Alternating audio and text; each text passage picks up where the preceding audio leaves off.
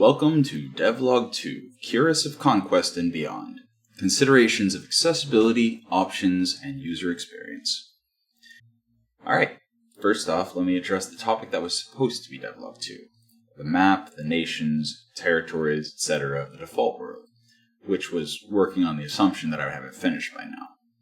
That didn't happen, because I moved in the first weeks of July and managed to aggravate my past injuries to the point that I had to take sick days with bed rest and excessive consumption of painkillers. Rather than wreck myself mentally while physically destroyed, it occurred to me that I should probably address this line from Devlog 1 instead. Accessibility and options are a core focus of development, so each player can play their favorite version of the game. I said this during the elevator pitch, but didn't expand on it at all. Considering my skeletal muscular injuries and other disabilities absolutely destroyed me this month, I figured it was a great time to address it. The game options, not my body. TMI territory and all that. We'll start with a great quote from Ian Hamilton, who gave a talk on the topic that hit the GDC YouTube vault a month ago. The link's below, so I'll spare you the context, but he said, "Disability is mismatched interactions that result in some kind of barrier to performing day-to-day tasks." I never would have been able to come up with such a fitting and succinct explanation to both the problem and solution. So, to summarize his entire talk in one line, as game developers, we don't have to give an answer to every disability in the world. We just need to put thought and effort into our designs to prevent barriers wherever possible. He also gave some really good examples, so again, I recommend my fellow devs watch the video. So accessibility has been a big talking point in recent years. As far as I know, accessibility in the games industry started to really draw attention in the last 4 years or so. Before anyone starts getting the wrong idea, I started designing Cuirass of Conquest with accessibility in mind before the prototyping stage 6 years ago, and without any awareness of discussions on the topic. This is not an attempt to go viral jumping on a bandwagon or whatever. I don't care enough about internet points for that nonsense. My actual motivation is that I've had many friends and acquaintances throughout my life with disabilities, even before my injuries, and I've always enjoyed watching them forget their limitations during a Dungeons & Dragons campaign or a similarly accessible game, whether physical or digital. Disabilities come in all shapes and sizes, so it is really impossible to design your game for every disability in the world. But Dungeons & Dragons was designed with, as far as I know, essentially zero accessibility in mind. By virtue of it being a largely imagination-based game, all it took to allow a person to shake off the barriers they faced in life was a DM and group that were welcoming and understanding. I've been in many arguments at game shops throughout my years, even before I became disabled, to defend the right of anyone and everyone to play. With the exception of predators, but that's a different topic. Maybe I'll have to address it when I hit the multiplayer devlog. I will hold that stance firmly for the rest of my life. If I succeed at my goal, anyone will be able to pick up and play Cuirass of Conquest and find some form of success and joy regardless of any factor beyond simply choosing not to. So, let's address the elephant in the room. How can you afford to invest resources into accessibility features? Well, there are 3 valid reasons in the case of Cuirass of Conquest and, dare I say, any other indie dev project. Number 1, financial motivation for those who need it. I am bootstrapping the game and living comfortably on my current income, but I intend to give it up once I get adequate funding from game development to go full-time. This means that the more potential buyers there are for my first commercial game, the less risky my jump to full-time indie development will be. Spending time making the game more accessible is not just going to increase the available player base. Doing so also increases the average player's ability to enjoy the game as well. A great example from Mark Brown over on Game Maker's Toolkit was one-handed controls being excellent for my one-armed friend. What's up, Nick? But also for anyone who has broken an arm, is holding an infant, or just doesn't have a good place to set down their beer or coffee. I've heard figures that between 20 to 30% of gamers are disabled in some way, and I'm pretty sure that those figures never include temporary disabilities like a broken arm. What amount of investment would you be willing to spend on another set of features if you knew that at least 1 in 5 potential buyers will be guaranteed to pass on your game if you don't implement them? Also, most accessibility features are likely to be reusable in future projects. Point 2. Good publicity versus bad publicity. Beyond the financial side of things, consider that any time and money spent on accessibility can be weighed against the time and money that could have been spent on marketing. Being added to lists such as Taming Gaming, which I've heard can be reached via Twitter DM, Can I Play That, and other sites that maintain lists of accessible games will add your game to a list that people specifically seek out when they do not have the luxury of being able to pick up and play a majority of the 6,000 games that have been released on Steam between January and August of 2022. I also firmly believe that reaching out to any underserved group of people will always make them more interested in your future work, so doing them right with your current project will earn social currency from people who are often ignored. Alternatively, consider dealing with the fallout and trying to salvage a launch when your controls, options, or accessibility features are so lacking that you actively get bad press and reviews. You want good word of mouth? Stand up for the people who are most ignored. Beyond that, there have been games that have either been nominated for or won awards due to their accessibility features and enjoyed all of the related attention, articles, and interviews.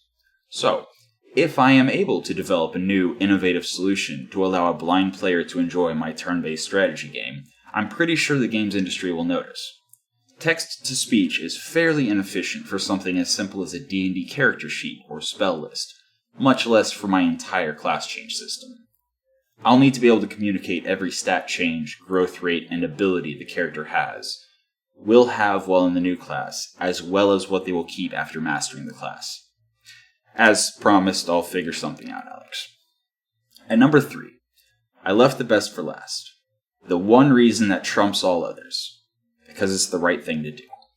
Okay, so that's a little self-righteous. I just honestly don't understand why people act like it's such a problem. The concept that a game shouldn't even try for accessibility is ridiculous.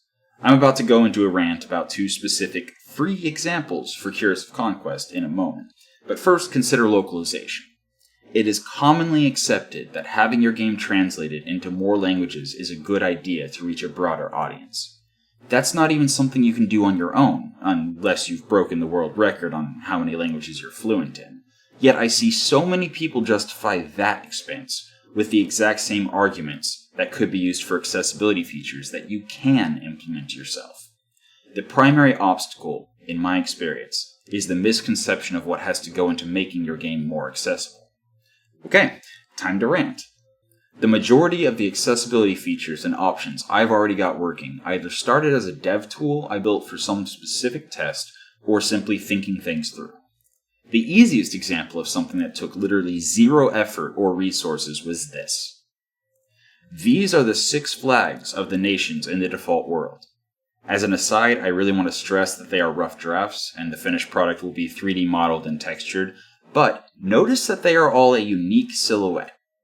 It took no extra effort to just make sure that none of them could be mistaken for any of the others, regardless of what colors the player can see, how tired the player is, how drunk the player is, or whatever. Boom.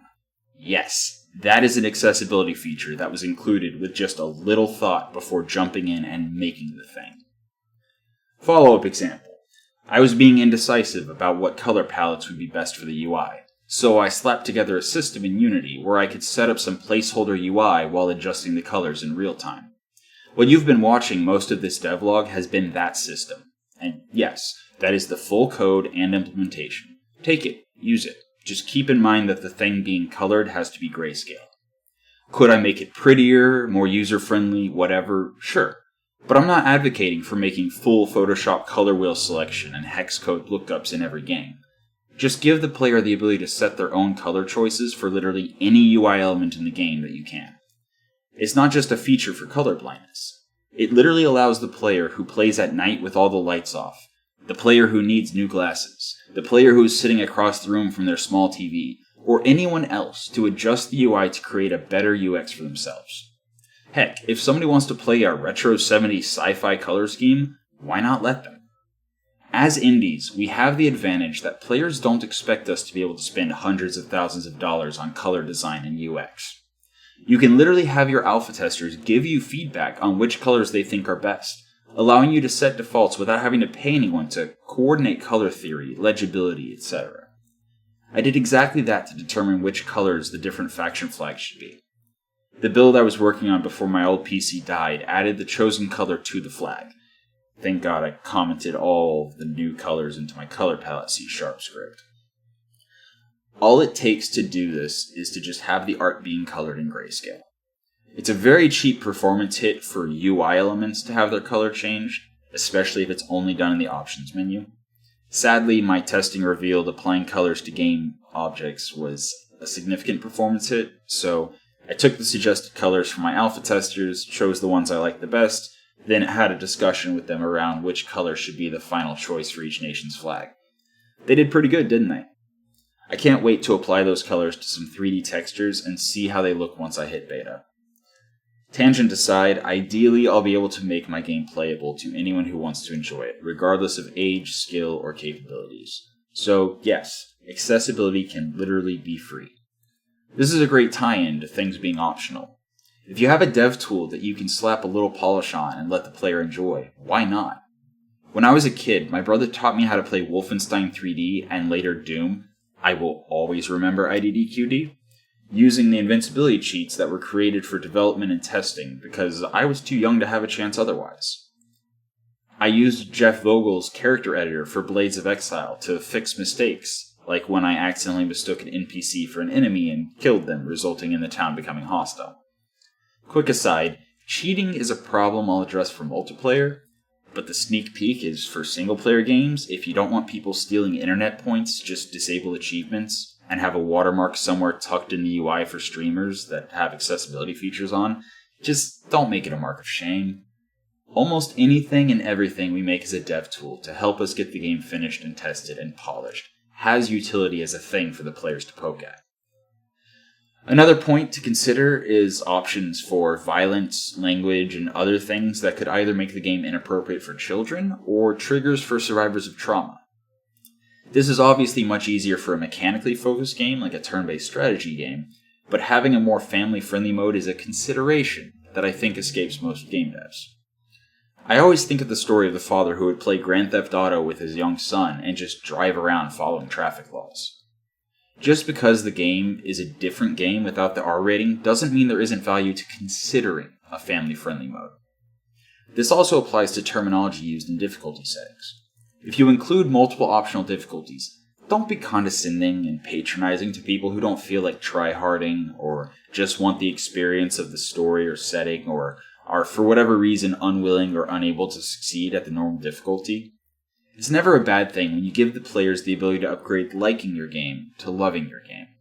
Options literally give you the chance to do that. The best part is that, again, since we're indie devs, players are more forgiving if an optional thing that you allowed, especially if you explicitly state it's not the intended way to play, is a little imbalanced or rough around the edges. As long as it works more or less as expected, you're better off for having given the option. Now, all that being said, let's discuss a bit of a controversial take. Every game is a unique experience in that genre by that developer at that time, and not every game is made for everyone. I like to refer to game development as trying to capture lightning in a bottle. Every game has a vision, a feel that the game developer is trying to capture and share. Game development as a whole is pretty interesting, both as a field of study and as a skilled profession. The analogy was born from a discussion I had a long while back, where I explained that showing someone a picture of a lightning strike is like watching a movie or reading a book. It's frozen in time and will be the exact experience every time it is shared. But capturing that lightning in a bottle and letting somebody open the bottle and experience it for themselves, that's making a game. You honestly can't know exactly what will happen when the lightning is let out of the bottle. Cuphead is a great example of this. The experience they were trying to sell was, remember when games used to be stupid hard? We're gonna do that again. They were tapping into nostalgia for the days of arcade games and NES games that were mostly ports of or inspired by arcade games. And these games were literally designed to be so hard that you had to keep feeding money into the game to complete them. The games back then were explicitly designed to kill you as often and as cruelly and as suddenly as possible, so you would put in another quarter in frustration. That was the aesthetic they were going for. That was the experience they were selling. I believe Cuphead was the love letter of the century. They sold the experience they wanted to share, and it did really well, largely because they executed perfectly, capturing that specific lightning in a bottle. People bought it because they wanted to let that lightning loose and experience it for themselves. So, how does one then identify bad UX and games that are inaccessible compared to games where the developer made a conscientious decision to add or include elements that create barriers for players, especially players with disabilities? If a design decision was made either hurriedly or without consideration and damages the user experience or makes the game inaccessible, that's a problem. But, as an example, Dark Souls difficulty and the very marginal increases to power you get from leveling up is clearly a concerted design decision that FromSoft made. That is not bad UX, and it is not an accessibility issue that needs to be addressed.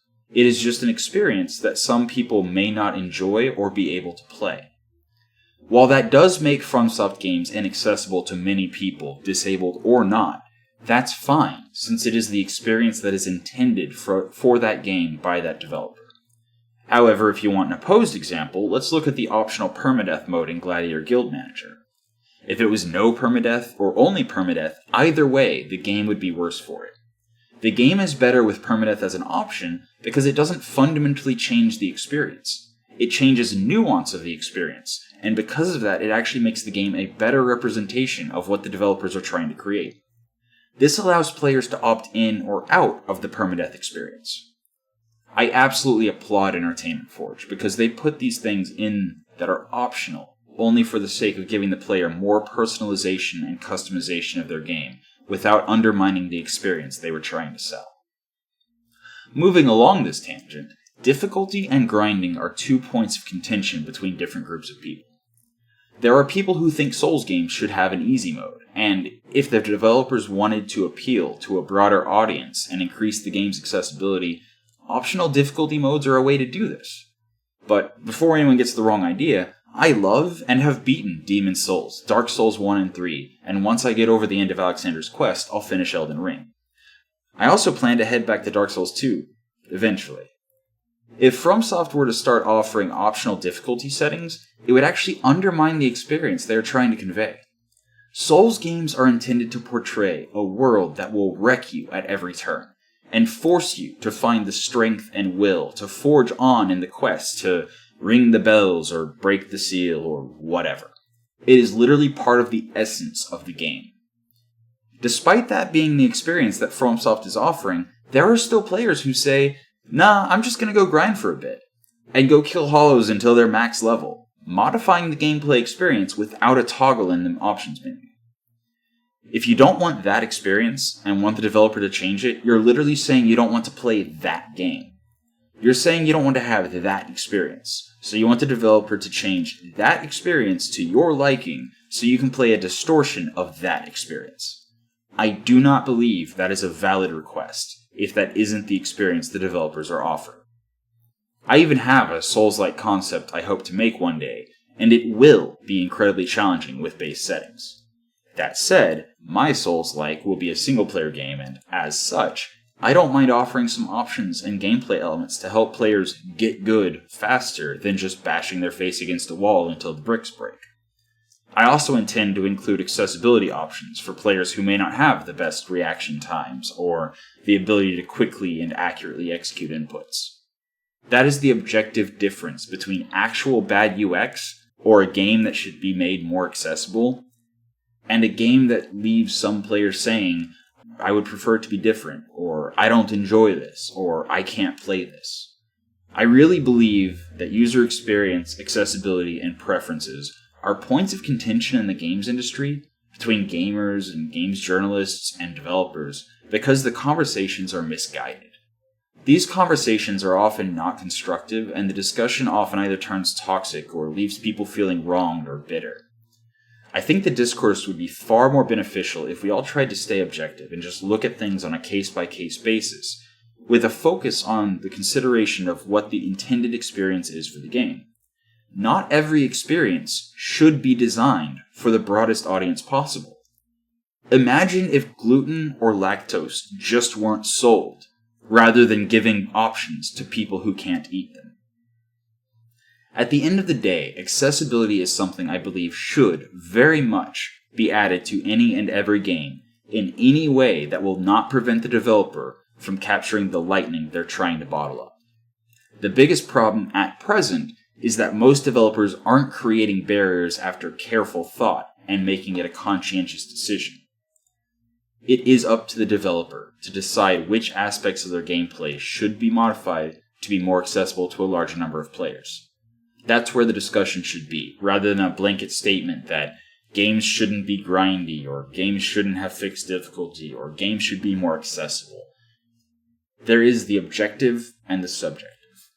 If even a portion of players find the controls unresponsive, the user interface unusable, colors blending together, or text illegible, that is an objective issue. However, if the game is the exact experience the developers are trying to share with you, it is only valid to complain about these sorts of objective UX issues rather than subjective ones. To be explicitly clear, I'm not opposed to grind. I'm not opposed to crushing difficulty and telling people to get good when they're struggling, and I'm certainly not opposed to permadeath. I am both the person who says if it can be optional, it should be, as well as Dark Souls doesn't need an easy mode, because that is the aesthetic, the sensation, and the experience that is being sold. If you don't want that experience, don't buy Dark Souls, and don't play Dark Souls. These are not mutually exclusive beliefs, because it boils down to this. If there is not a conscientious reason why something should not be optional and accessible, then I believe it should be. In the example of Dark Souls, the conscientious reason there is not an optional difficulty setting is because it would absolutely change the experience on a fundamental level. Likewise, grinding in games is fine, absolutely, and I would even go as far as to say that the majority of games would benefit from having some kind of grind. It can be useful as an option, even if it is a very slow alternative to something like Get Good or figuring out a puzzle. A vague example of when grinding is an issue is when a player can blow through the majority of a game, then they hit a wall, whether from a difficulty spike or a new aspect being added to the game that they can't find success with. In this example, if the only way to get through that wall is to just sit and grind for hours in content that they breezed through, that is a problem. That adds nothing to the experience. It's kind of funny, but I think the best solution to this forced, tedious, and unenjoyable grinding is to actually increase the difficulty throughout the game until the difficulty spike or new addition that is forcing the grind. It softens that sudden spike. Even if it forces the player to grind more over the course of the game, if it's a gradual grind while engaging with fresh content at a regular interval, it will be a massive improvement over the same amount or even less grinding at a singular point in the game. When a game has a grind problem, it needs UX attention, but not to remove the grind, just to improve it and make it more enjoyable. A great example of this is Darkest Dungeon. A mod was made that removed some tedious mid-game grinding by simply improving the level progression of new recruits. It was such a successful solution to the grind that the developers actually commented on the mod during an interview I saw, acknowledging that the mid-game was unintentionally too much of a tedious grind for most players, and they supported the mod as a great way to smooth over that grind without significantly changing the gameplay experience. It's very important to note here that grind does not just refer to in-game numbers being increased, but it also refers to practicing a skill repeatedly to gain proficiency with the game and its input system. It all really boils down to making sure, as a developer, that you're pursuing your vision of the game while preventing barriers and offering options anywhere and everywhere you can without undermining the experience you're trying to create. Think of how many games you've played or seen played where an option either being on or off was mandatory to different groups of people. Iron Man mode on XCOM is a great option example. Some people only played Iron Man, and some people never played Iron Man. Imagine, though, how much misery there would have been if XCOM was just as janky while modded, but without the ability to disable Iron Man. Think of how many streamers would have had their playthrough ruined and stopped playing it. That's a heck of a lot of publicity and free marketing that would have been lost, all saved by a simple toggle box. Okay, so yeah, it also meant they needed to develop two similar but different save systems, but the point still stands. The time it took to implement both Iron Man and non-Iron Man saves was more than made up for by the fact that people are still playing XCOM 2 6 years later. The modding community would have withered and died if it was almost certain that at some point in a campaign your save would be destroyed. It certainly took less time to implement both save systems than patching to eliminate all modding crashes would have been. To be fair to Firaxis, I haven't played or modded XCOM 2 since War of the Chosen came out back in 2017, and no, I've never beaten it, so maybe they or a modder did patch the Iron Man or modding issues since then? Not sure. But I can't hammer it home enough. If you can make something optional, it is almost always better to do so. You have a vision for how you want the experience to be, and that's fine. Just make it clear what the intended play mode is, but if you let all the different types of people who are going to play your game fall in love with their particular rule set, you could have a whole new wave of people following a different way to play, and buying your game long after release. XCOM Long War. Rogue Tech. Imagine how many people play games with janky mods that do simple things. Actually, I'll save you the effort. Here's a list I whipped up in a couple minutes because Google.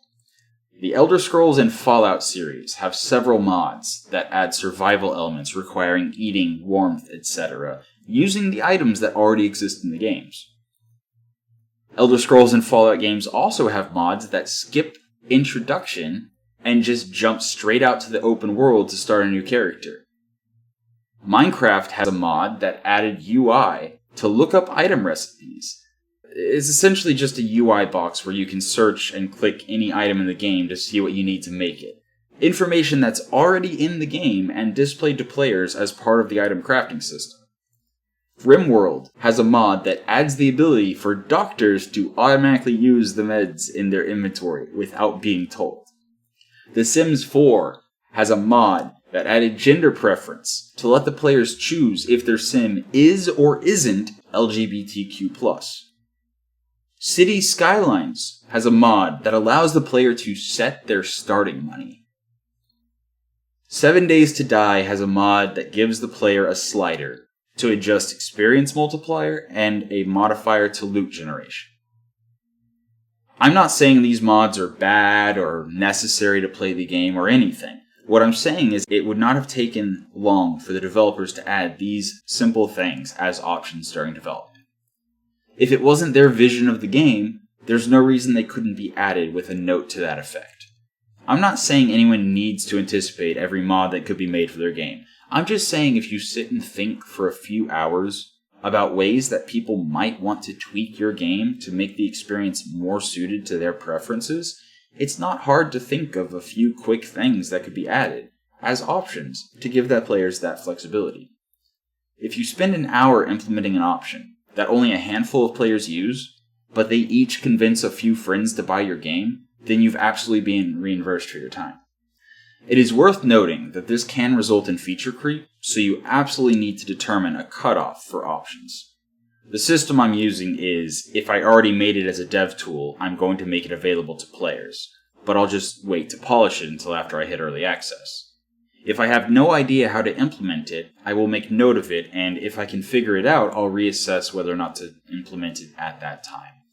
And if it will take me more than one workday to make it functional, not balanced, just functional, then it gets cut. But this one-day cutoff doesn't apply to accessibility features. So far, I must say I already have a fairly robust list of options. The thing that is going to take me the most time is organizing the UX for the options menu and designing the UI so that the options are intuitive and quick to get to, so the player can customize with minimal headache. Once I have that options menu for Cuirass of Conquest designed and mostly finalized, I'll definitely do a devlog where I go through the entire options menu and discuss how long each option took to implement up to that point. But for August, I'm going to get back to work on the world map, and hopefully be able to do that world, nation, etc. introduction for Devlog 3. So, in short, the only valid reason for any game being inaccessible or lacking in options is if the developer made the conscientious decision that the experience they were crafting would suffer for it. Keep in mind, that's not a valid way to escape criticism if it is objectively inaccessible. We'll see how well I'm able to execute on my own beliefs moving forward. But for now, that has been the Cuirass of Conquest devlog for August. I hope you enjoyed it, and until next time, have a good one.